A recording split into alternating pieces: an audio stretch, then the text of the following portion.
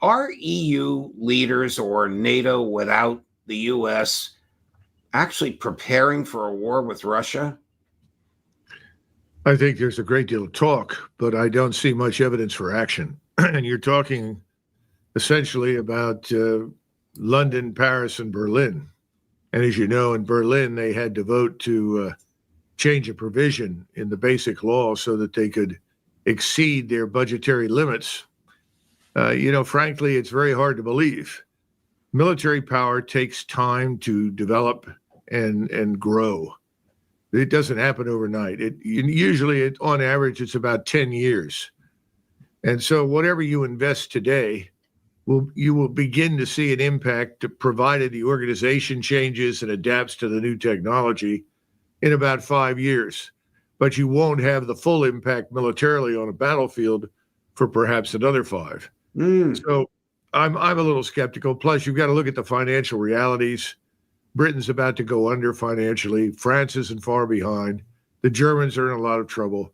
It's hard to take any of it seriously, frankly. But how do you explain the bellicosity of Prime Minister Starmer, who has nothing to back up his bellicose words with, President Macron, and even von der Leyen? How do you explain all of their condemnations and warning of fears of Russia? I think we're in a position right now where the globalist ruling class, primarily in Western, but not exclusively Western Europe, is clinging tenaciously to power. We just saw Marie Le Pen, I think, judged unfairly and then ridiculously placed in prison.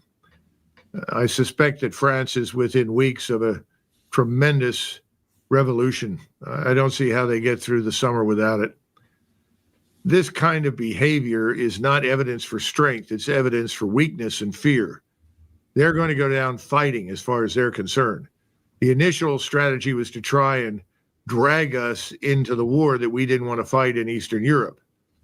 That failed miserably. And so the next stage was either we stand up, join hands, and try to march into war together, or we'll simply be removed from power and it's over.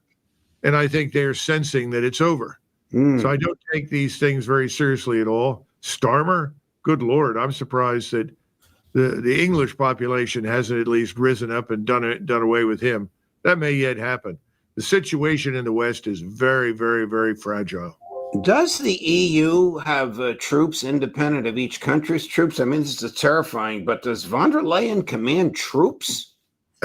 That's a great question. No, there have been attempts for the last 50 years to create what people referred to as an EU army.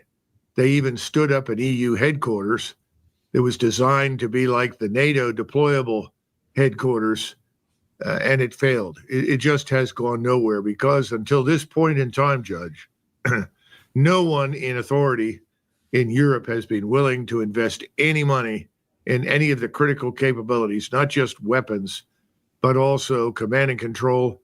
And they've been unwilling to adapt to new technology in any way. So these are empty threats. And I think that's why you've seen President Trump has largely ignored it, which he should.